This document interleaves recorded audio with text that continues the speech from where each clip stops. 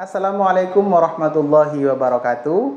Yang kami hormati Dewan Penguji dari Universitas PGRI Semarang. Perkenalkan, nama saya adalah Muhammad Jamalul Lail dengan NIM 2253Z33050, Prodi Pendidikan Fisika Universitas PGRI Semarang. Pada hari ini tanggal 13 Desember 2022, kami akan melaksanakan penilaian praktik pembelajaran atau penilaian video pembelajaran untuk uji kinerja pada program PPG dalam jabatan Kemenak Angkatan 2 tahun 2022.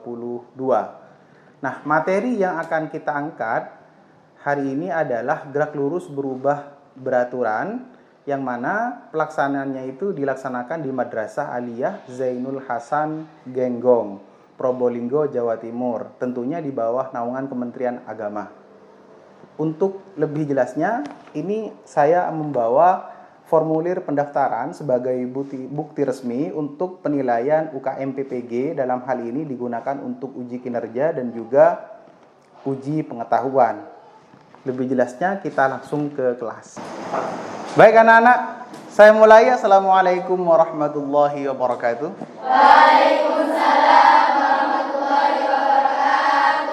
Sebelum kita memulai pembelajaran pada pagi yang cerah ini, sebelumnya dipimpin berdoa dulu ketua kelas. Silakan ketua kelas. Bismillahirrahmanirrahim. Raditu billahi rabba wa bil islami dina wa bi Muhammadin nabiyya wa rasula. Rabbi zidni ilma warzuqni fahma. Alhamdulillah. Semoga hari ini sehat selalu, mudah dalam menerima ilmu pada pagi hari ini ya. Selanjutnya waktunya siapa? Kimia. Kimia. Berarti setelah fisika langsung ke kimia gitu ya. Keren, hari ini jadwalnya padat banget gitu ya. Gimana? Kemarin sudah paham ya tentang pertemuan sebelumnya tentang gerak lurus beraturan? Mungkin nanti ada beberapa hal yang tidak kalian pahami tentang gerak lurus beraturan. Nah, sekarang ini adalah materi lanjutan dari gerak lurus beraturan. Nah, pekan lalu saya sudah mengingatkan kalian untuk mempelajari materi pada pertemuan hari ini, yaitu apa? Gerak lurus berubah beraturan. Oke, sudah dibaca ya di rumah ya? Oke, selanjutnya kalian sudah siap belajar ya? Siap. Oke, kalau sudah siap, sebelum mulai kita ini dulu yang enggak masuk. Ada yang enggak masuk temannya? Ada. Siapa? Siti. Kenapa ini? Sakit. Siapa lagi? Oh iya, tadi malam bapaknya ngubungi saya itu. Jadi sakit ya. Untung ini jam pertama. Nanti jam selanjutnya biar tetap ditulis sakit. Oke? Kalian kan mau mempelajari tentang gerak lurus berubah beraturan. Nah, saya akan memberikan contoh dulu. Nah, kalian kan mesti pernah di lampu merah kan ya? Ya. Tapi tidak ngamen kan? Ya. Kalian di lampu merah itu kan naik kendaraan kan ya? Dari kendaraan yang kalian naiki itu, setelah lampunya sudah mulai hijau, apa yang terjadi? Semuanya jalan. Nah, ketika jalan itu ada enggak yang lebih cepat gini? Ada yang mendahului, ada yang lebih lambat? Ada enggak? Kenapa kok bisa lebih cepat itu? Ya, buru-buru mungkin ya. Intinya ada yang lebih cepat daripada itu. Ngerti kan? Nah, entah mereka sakit perut gitu ya, buru-buru. Sehingga seperti itu. Nah, pada prinsipnya gerak lurus berubah beraturan ini berbicara tentang gerak benda yang berubah kecepatannya secara teratur. Nah, salah satu contoh yang saya gambarkan tadi, ini bukan spoiler di awal ya, tapi hanya pengetahuan saja. Jadi seperti itu. Tujuan pembelajaran pada pagi hari ini adalah seperti ini. Yang pertama, menganalisis percepatan benda pada ticker timer dengan benar. Yang kedua, menganalisis gerak benda yang berubah beraturan dipercepat dan diperlambat dengan tepat. bisa kalian lihat di sini, sampai ke kalian bisa melakukan percobaan sederhana tentang gerak lurus berubah beraturan menggunakan virtual lab. Dalam hal ini kita akan menggunakan Java Lab nanti sebagai media praktikum, karena alatnya di sini memang terbatas. Secara fisik cuma ada yang rusak gitu ya. Untuk kelompok sebanyak 5 kelompok yang kemarin pertemuan sebelumnya sudah ditentukan, alatnya tidak cukup, sehingga saya mengambil solusi menggunakan virtual lab seperti itu. Setelah melakukan percobaan, kalian dapat menyajikan data hasil percobaan virtual dalam tabel dan grafik dengan benar. Selanjutnya kalian dapat mempresentasikan hasil percobaan virtual GLBB ini dengan penuh tanggung jawab. Nah, nanti yang presentasi cukup 1 kelompok saja. Setelah memahami tujuan pembelajaran yang sudah saya sampaikan di depan, maka sebelum kita ke pembelajaran, saya ingin mengetahui kemampuan awal kalian terlebih dahulu ya. Kita mengerjakan soal pretest dulu. Ya, oke.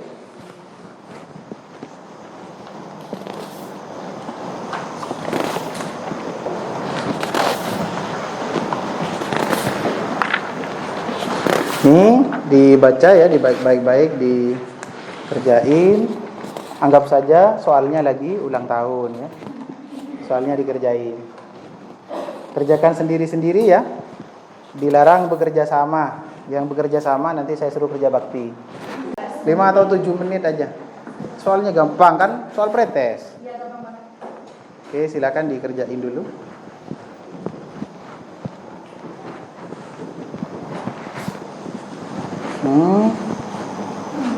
Ya.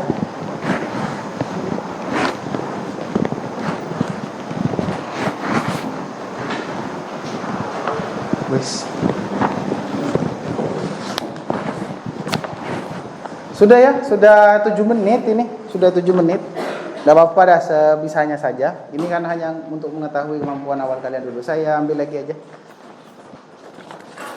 Saya cek, nanti saya bandingkan dengan hasil post testnya. Nanti di akhir pembelajaran saya akan melakukan post test ya. Post test. Oke, sudah selesai. Saya lanjutkan dulu. Pekan lalu saya sudah menyampaikan bahwa sekarang materinya adalah gerak lurus berubah beraturan. Sebelum kita masuk pada materinya, coba perhatikan video ini dengan seksama. Nah, silakan diamati.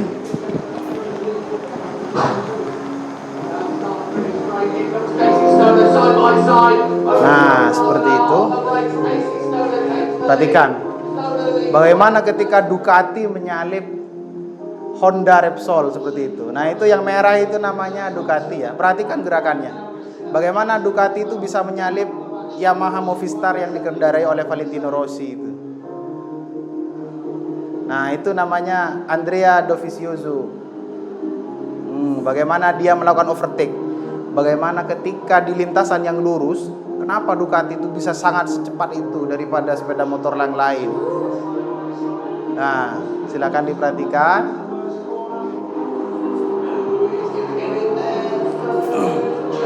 Nah, itu overtake namanya, proses nyalip di lintasan yang lurus.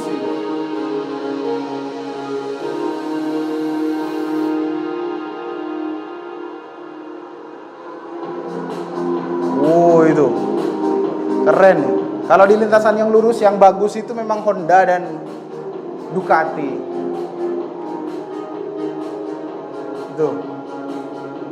Itu adalah kamera sepeda motor dari Yamaha. Yang di depannya ada Honda dan Ducati. Jadi bisa seperti itu. Lah, itu overtake namanya.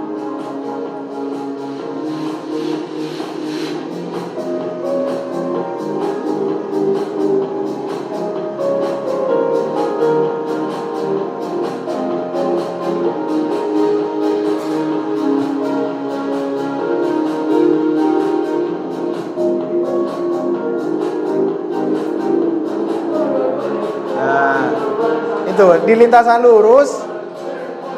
Wah, itu. Nah, itu Ducati loh bisa nyalip di lintasan yang lurus. Nah, selanjutnya ada ndak masalah yang bisa kalian temukan dari video tentang overtaking dari MotoGP ketika di lintasan lurus itu? Ada enggak materi yang bisa masalah yang bisa kalian temukan dari video tersebut? Ada yang mau tanya? Saya. Ya, silakan. Bariza dulu. Bagaimana kecepatan MotoGP ketika Bagaimana kecepatan kecepatan MotoGP ketika memulai start? Oke, boleh, nanti kita jawab ya. Ada lagi yang mau tanya? Silakan. Sub. Bagaimana cara pembalap itu mengontrol kecepatannya agar dapat memenangkan pertandingannya? Ketika dia ingin overtake, bagaimana pembalap itu mengontrol kecepatannya gitu ya. Oke, baik, bisa diterima juga masalahnya. Ada lagi yang menemukan masalah? Silakan, Fatna dulu. Adakah kejadian dalam kehidupan sehari-hari yang sesuai dengan konsep GLBB? Ada enggak di kehidupan sehari-hari yang sesuai dengan konsep GLBB? Menurut kalian gimana? Ada. Banyak ya. Oke, nanti bisa kita jawab dan kita buktikan. Ada lagi? Terakhir. Oh ya, silakan Elo. Bagaimana pembalap mengatur percepatan saat hampir mendekati tikungan atau ketika akan menyalip? Oh, ketika mendekati tikungan dan ketika akan menyalip, bagaimana percepatannya begitu ya? Kalau ketika akan menyalip, bagaimana percepatannya?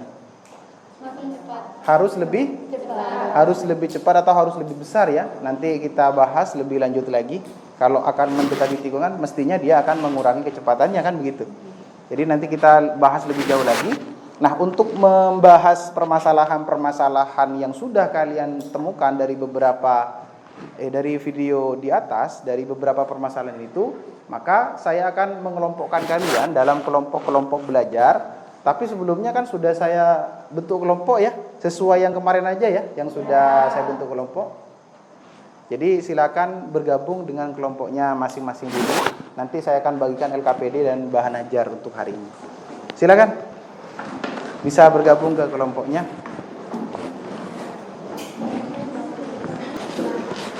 Alhamdulillah kalian sudah kumpul dengan kelompoknya masing-masing ya?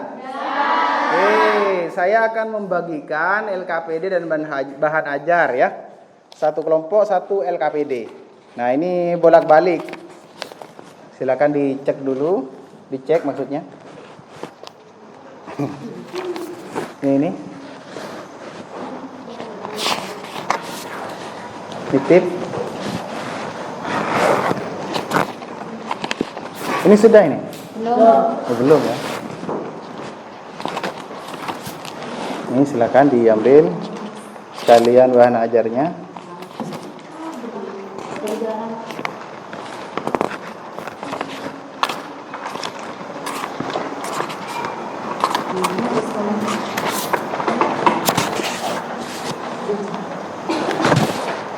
Silakan dilihat langkah percobaan. Tapi sebelumnya kalian tulis nama dulu di depan itu identitas ya. Nama kelompok, misalkan kelompok 1 tulis saja 1 gini ya. Sudah ditulis nama kelompoknya? Oke, aman. Lanjut kita ke langkah percobaan. Sambil dibuka laptopnya. Sudah hidup laptopnya? Oke, mulailah menyalakan laptop. Sudah hidup. Pastikan laptop yang Anda gunakan sudah terakses dengan internet. Buka browser, silakan dibuka browsernya. Browsernya silakan dibuka. Sudah ya? Sudah. Oke, selanjutnya apa? Nah, akses itu ya, javalab.org/n/stickertimer n/. Sudah. Ya, silakan. Mana? Enggak bisa kayaknya ini. Oh, iya. Terus. Sudah benar alamatnya. Nah, coba diklik lagi. Sudah. Oh, ya itu sudah keluar. Nah, sudah muncul seperti ini? Yang ada hijau-hijaunya itu? Ya. Oke. Setelah itu baca lagi. Selanjutnya itu langkah percobaan yang ada di LKPD. Nah, ikon full screen-nya diklik. Sudah diklik? Sudah. Nah, sudah full screen ya? Oke, kalau sudah ubah frekuensinya ke 50 Hz. Nah, ngerti enggak kenapa kok harus 50 Hz? Biar ngitungnya mudah ya. maksudnya 50 Hz itu adalah frekuensi ketukan ticker timer. Jadi jarak antar titik nanti yang akan terketuk itu adalah 1/50 sekon atau 50 Hz. 1/50 artinya 0,02 sekon. Jadi waktu antar setiap titik itu teratur, waktunya sama. Seperti itu, 0,02 sekon. Nah, sudah ada di sini. Oke, langkah berikutnya sudah kan ya? Sudah di-run kan? Kalian download hasil praktikumnya itu. Buka yang tadi aja enggak apa-apa. Yang versi browser. Oh, itu. Masih loading. Silakan. Nah, itu muncul tuh. Coba diperbesar, di full screen. Ya. Nah, coba dirajain. Diperbesar. Nah, seperti ini. Kalian ngitung, misalkan mulai dari kelompok ketikan ke berapa ini? 2, ya. Coba cari titik di sini sebagai acuan, lalu naik ke atas sebanyak 5 langkah, gitu ya, 5 titik. Jadi nanti pasti kalian akan menemukan. Jadi seperti itu.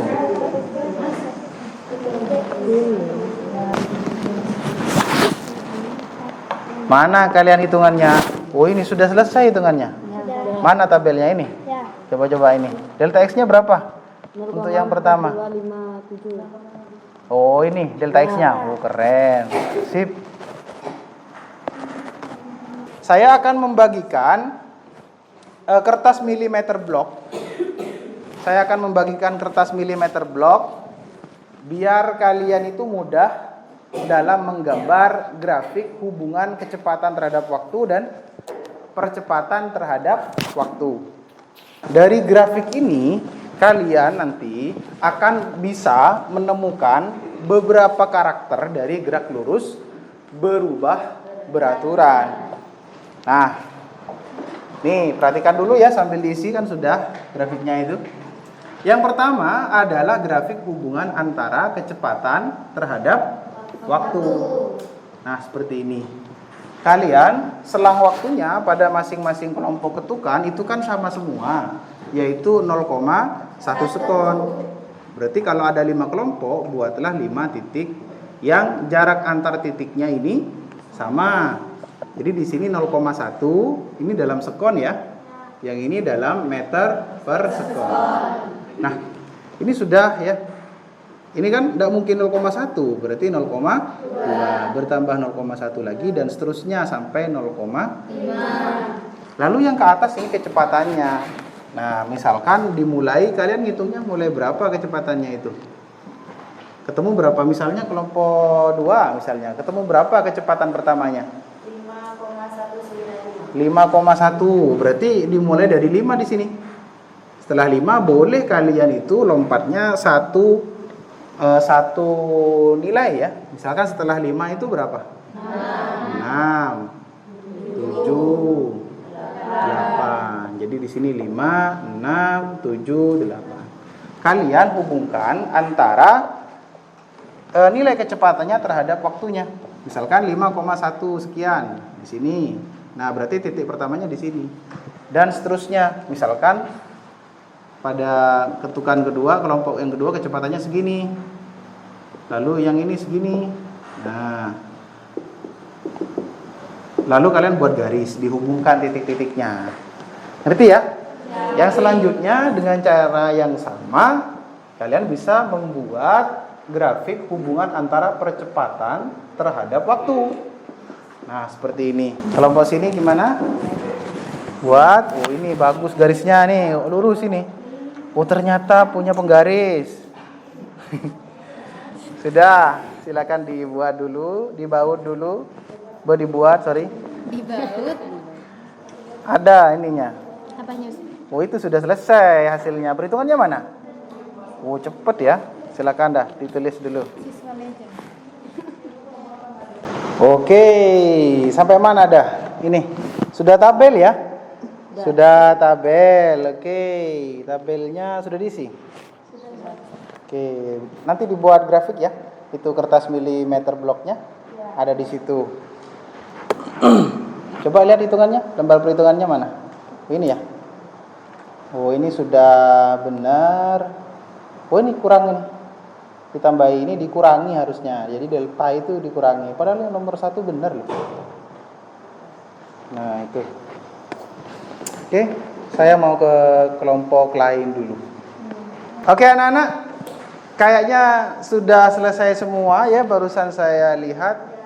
Gimana kalau kelompok 2 maju presentasi? Setuju enggak kalian? Oke, jadi karena waktunya terbatas, hanya satu kelompok saja yang maju ya. Yang lain itu dicocokkan aja dengan jawaban kalian masing-masing.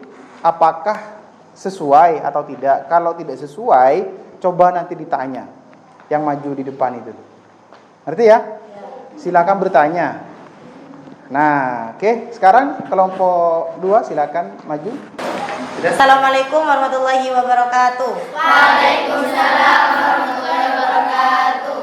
Di sini kami dari kelompok 2 akan mempresentasikan hasil kerja kelompok kami.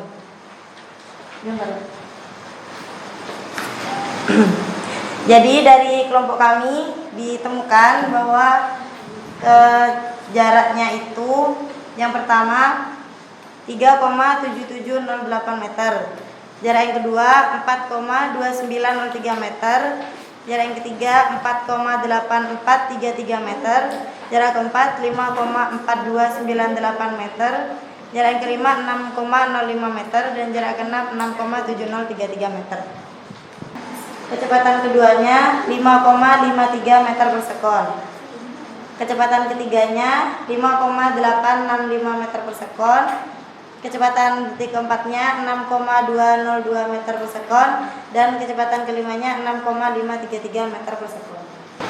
Yang kedua 3,35. Pada ketikan ketiga 3,36. Gitu.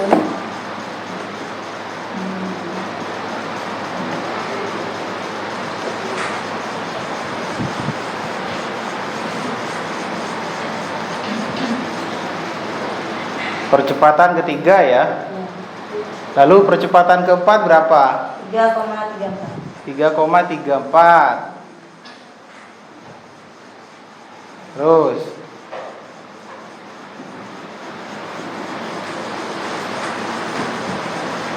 Nah, bisa teman-teman lihat dari grafik kelompok 2 di depan bahwa dalam grafik yang kecepatan terhadap waktu, grafiknya semakin naik. Kenapa semakin naik? Semakin naik ini mengartikan bahwa semakin lama kecepatan dari troli semakin besar, makanya grafiknya semakin naik. Kalau dari percepatan ini tidak ada, mungkin naik tapi sedikit, karena di sini percepatan dari troli itu dari detik satu ke ketikan yang lain itu konstan. Percepatan dalam sini ini adalah konstan. Seperti itu. oke, percepatannya konstan ya. Ya. Kalau grafiknya gimana tadi? Grafik kecepatan terhadap waktu. Gimana grafik kecepatannya itu? Grafik kecepatan terhadap waktu, semakin lama waktunya maka kecepatan trolinya akan semakin cepat. Oke, Jadi baik. grafiknya naik. Sebelum dilanjutin ke pertanyaan, kalian ada yang mau ditanyakan nggak dari grafik ini? Coba tanya. Gak apa-apa. Kalau misalkan ada yang berbeda gitu ya dari grafik yang kalian buat kelompok lain, ada yang beda nggak? Angkanya sama nggak? Beda. Beda sekali ya. Ya. Oke, jadi bagaimana grafik kecepatan? Coba saya cek kelompok 1, grafik kecepatannya bagaimana? Semakin naik ya, semakin meningkat. Oke, sama berarti karena trolinya itu kemana arahnya? Miring ke bawah ya. Berapa kemiringannya tadi? 20 derajat. Kalau kelompok ini grafiknya gimana, naik juga ada? Atau datar-datar saja? Bagaimana yang lain ini? Grafik kenaikannya apakah teratur? Apa berubah-berubah gitu ya, tidak teratur nambahnya? Gimana? Dilihat grafiknya. Teratur ya? Ya. Nah, ini kan teratur itu. Nah, coba kali kelompok 2 ini dipresentasikan pertanyaan-pertanyaannya berdasarkan percobaan. Silakan dilanjutkan. Baik, pertanyaan pertama. Bagaimana bentuk lintasan yang dilalui oleh troli yang dilepas? Lintasannya sudah pasti lurus. Terus yang kedua, bagaimana perbandingan jarak pada kelompok ketikan 1 hingga 5? Jawabannya, semakin ke atas semakin renggang. Terus semakin ke atas semakin renggang. Karena apa? Karena trolinya bergerak semakin cepat. Nah, jadi jarak antar titiknya, maksudnya yang disebut renggang itu bukan hubungan ya. Yang disebut semakin renggang apa tadi? Jarak apanya? Jarak titiknya ya, jarak titik yang diketik oleh troli itu semakin renggang. Terus selanjutnya apa? Yang ketiga, bagaimana perbandingan nilai kecepatan pada kelompok ketikan 1 hingga 5? Benda bergerak semakin cepat dengan bukti jarak yang semakin renggang. Seperti yang sudah saya katakan tadi, bahwa semakin lama waktunya, maka kecepatannya juga akan semakin naik. Seperti itu. Yang keempat, pada hasil perhitungan nilai percepatan untuk langkah 19, bagaimana nilai pada masing-masing percepatan? Mengapa demikian? Nilai pada masing-masing percepatannya di sini konstan. Mengapa demikian? Karena kecepatan bertambah secara teratur. Kalau kecepatannya itu bertambah secara teratur, maka percepatannya akan berubah konstan. Lalu selanjutnya, yang terakhir, bagaimana bentuk grafik yang sudah dibuat pada antara grafik kecepatan terhadap waktu dan percepatan terhadap waktu? Apakah ada perbedaan? Jelaskan. Apakah ada perbedaan? Jelasnya kan beda gitu kan. Pada grafik kecepatan terhadap waktu, grafiknya semakin naik, ya semakin meningkat. Pada grafik percepatan terhadap waktu, grafiknya konstan. Sudah Ustaz? Sudah selesai? Sudah. Oke, tepuk tangan.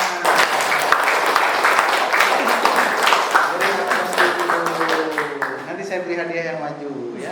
Dari percobaan yang telah kalian lakukan, kita dapat menyimpulkan karakteristik dari gerak lurus berubah beraturan. Nah, pada kejadian ini praktikum tentang percobaan menggunakan troli secara virtual, yaitu menggunakan Java Lab tadi, itu menganalisis gerak lurus berubah beraturan yang semakin lama trolinya itu bergerak semakin apa? Semakin cepat gitu ya. Bisa dilihat dari jarak antar titik yang semakin lama akan semakin renggang ya. Kalau semakin renggang berarti semakin cepat titiknya, bukan hubungannya ya. Jadi seperti itu. Nah, kalau dilihat dari grafik di sini, tentunya punya kalian juga ini ya, berbeda-beda karena angkanya yang kalian temukan juga berbeda. Yang jelas pada intinya, pada dasarnya ini kecepatannya semakin lama akan semakin naik. Ini gambarnya tidak tepat linear lurus, mungkin karena tangannya beda yang buatnya, tidak pakai penggaris. Ya. Jadi tidak apa-apa lah, not father, tidak apa-apa ya. Jadi setidaknya ini kecepatannya meningkat. Overall seperti itu, pada keseluruhannya seperti itu. Bisa dipahami ya? Artinya karakteristik dari gerak lurus berubah beraturan yang pertama adalah gerak lintasannya berupa garis lurus seperti yang dilalui oleh troli tadi. Yang kedua, kecepatannya berubah secara apa? Secara teratur. Jadi disebut dengan gerak lurus berubah beraturan. Yang berubah secara teratur apanya? Kecepatannya. Jadi karakter yang kedua bisa didapatkan seperti itu. Selanjutnya kita melihat grafik percepatan terhadap waktu. Nah, grafik percepatan terhadap waktu kelompok 2 tadi menemukan nilai percepatan yang hampir sama. Artinya nilai perhitungan yang mereka lakukan sudah mendekati presisi. Jadi selisihnya hanya 0,01 1/100 dari perbedaan yang lain. Ada tiga percepatan yang sama ya, 2 ya yang sama. Ya sama persis 3,35, yang lain mendekati 3,36 dan 3,34. Nah, jadi seperti itu. Sehingga bisa dikatakan bahwa untuk gerak lurus berubah beraturan yang dipercepat, di sini memiliki perubahan kecepatan atau nilai percepatan yang nilainya itu tetap. Perubahan kecepatannya itu tetap. Kita sudah masuk ke fase yang terakhir.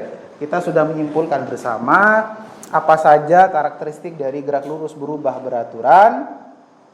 Jadi fase yang terakhir itu kita akan melakukan evaluasi nanti ketika kalian sudah selesai, biar saya tahu sejauh mana pemahaman kalian tentang materi gerak lurus berubah beraturan.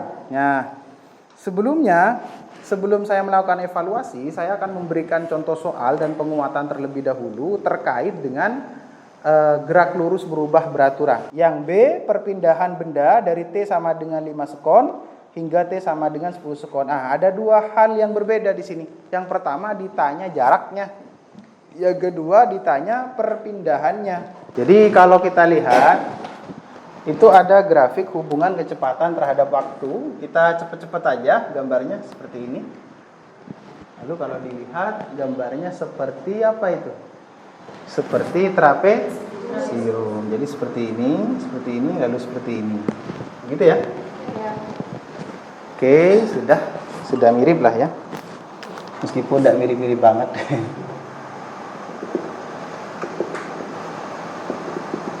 Ini berapa angkanya ini? 40. Satuannya apa? Meter per sekon. Yang ini apa? Oke, ini 0 ya. Ini berapa waktunya? Ini? 10. Oke. Nah, ada perbedaan ketika kita menghitung jarak dan perpindahan pada grafik hubungan kecepatan terhadap waktu. Nah, untuk menghitung ini bisa menggunakan dua cara. Yang pertama bisa menggunakan rumus seperti yang ada di bahan ajar itu. Yang kedua, yang lebih mudah bisa menggunakan metode grafik. Kita cukup mencari luasnya saja. Luas bagian atas dengan luas bagian bawah. Untuk mencari jarak total adalah luas bagian atas dari grafik ini ditambah luas bagian bawah. Jadi luas yang bagian atas saya arsir warna biru ya. Nah, lalu luas yang bagian bawah saya arsir menggunakan warna merah. Untuk menentukan jarak bisa kita hitung jumlah luas yang atas ditambah luas yang bawah. Kalau untuk menentukan perpindahan, maka kita mengurangkan luas yang bagian atas dikurangi dengan luas bagian bawah. Nah, coba kita lihat di sini. Yang pertama adalah apa? Mencari jarak ya. Untuk yang A kita mencari apa? Jarak. Kita gunakan saja untuk luas ini. Bagaimana luasnya? L sama dengan apa? Luas ini apa bentuknya? Trapesium ya. Setengah dikali dengan jumlah sisi sejajar dikali tinggi. Nah, ini setengah bisa kita lihat jumlah sisi sejajar ini 3 ke 5 nilainya berapa? 2. Yang ini 8. Berarti berapa 2 ditambah 8? 10. Nah, tingginya ini berapa ini? 40 ya. Bisa kita coret 40 dibagi 2 berapa? 20. Hasilnya berapa? 200. Satuannya meter ya. Yang atas. Sekarang yang bawah. Ini saya anggap luas 1 yang biru. Nah, sekarang yang bawah adalah yang merah. Berarti kita pakai luas yang 2. Luas 2 ini berbentuk apa? Segitiga. Tahu ya rumusnya segitiga? Setengah dikali alas dikali tinggi. Tahu alas ya? Alas itu yang menjadi dasar, bukan alas purwo, bukan ya. Jadi di sini alas setengah dikali alasnya berapa ini? 8 ke 10? 2.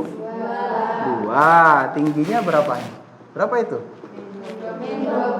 Minus 20 ya. Belum saya tulis ini. Di sini 20 tingginya. Jadi bisa kita celaret. Nah, ini dicelaret. Habis ya? 20 dikali 1 berapa?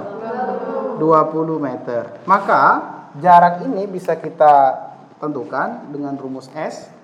Kalau pakai luas ya, adalah luas 1 ditambah dengan luas 2. Maka luas satunya berapa? 200 meter ditambah berapa? 20 meter. Berarti totalnya berapa? Nah, Artinya luas total atau jarak total yang ditempuh selama 10 detik adalah 220 meter. Oke, untuk yang selanjutnya, untuk apa itu? Perpindahan ya. Perpindahan, kita lihat di sini tulis perpindahan ya. Untuk perpindahan kita mencarinya selisih ya, luas bagian atas dikurangi luas bagian bawah. Simbolnya sama S juga. Perpindahannya adalah luas 1 dikurangi dengan luas 2. Jadi luas satunya kita masukin berapa? 200. Muat kan kalau dimasukin? Nah, ini berapa? 20. 200 dikurangi 20 180 meter. Jadi perpindahannya adalah 180 meter. Jadi analisa grafik kalian seperti itu, tidak serta-merta untuk mencari jarak dan perpindahan, luasnya langsung ditambah. Oke anak-anak, tadi sudah belajar ya, contoh soal sudah saya beri. Nanti kelompok berapa tadi yang maju? Kelompok 2, hadiahnya diambil di kantor ya. Oke, sekarang karena pelajarannya sudah selesai, saya ingin mengetahui seberapa jauh kalian itu memahami materi ini. Coba kalian kembali dulu, saya akan memberikan soal evaluasi pada kalian. Nih silakan dikerjakan. Ini soalnya lebih banyak daripada yang tadi, sehingga ini waktunya lebih lama ya. Waktunya ini sekitar 10 menit. Nomor 3 kurang 1. Oke, ntar lagi dah. Tidak apa-apa. Setelah kesulitan, ada kemudahan ya.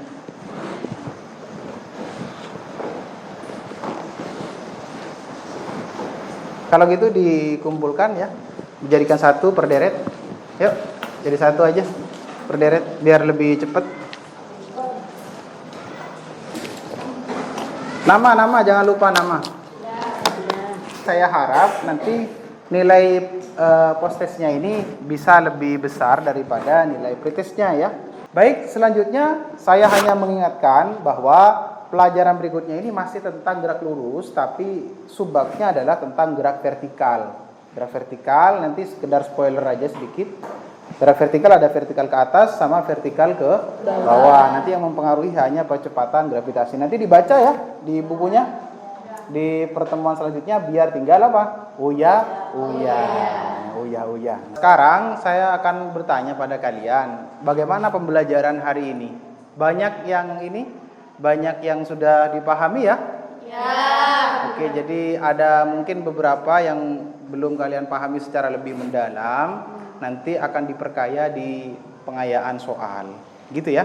Ya. Jadi yang penting dari awal kita pembelajaran sudah banyak, mulai dari karakteristik gerak lurus berubah beraturan, ciri-cirinya bagaimana, contoh-contoh dalam kehidupan sehari-hari itu seperti apa, mulai dari balapan MotoGP ketika di lampu merah, lomba pacuan kuda dan lain sebagainya, termasuk benda jatuh. Jadi seperti itu. Jadi itu refleksi untuk hari ini, cukup sekian dulu. Terima kasih. Hari ini lagi waktunya kimia. Oke, waktunya sudah habis kayaknya. Ini sudah jam 9:30 ya. Sudah 9:30 lewat berapa menit ini? Sudah? Itu saja mungkin yang hari ini bisa saya sampaikan. Semoga hari ini bisa bermanfaat bagi kita semua. Jangan lupa belajar, sholat dijaga. Saya akhiri. Assalamualaikum warahmatullahi wabarakatuh. Waalaikumsalam.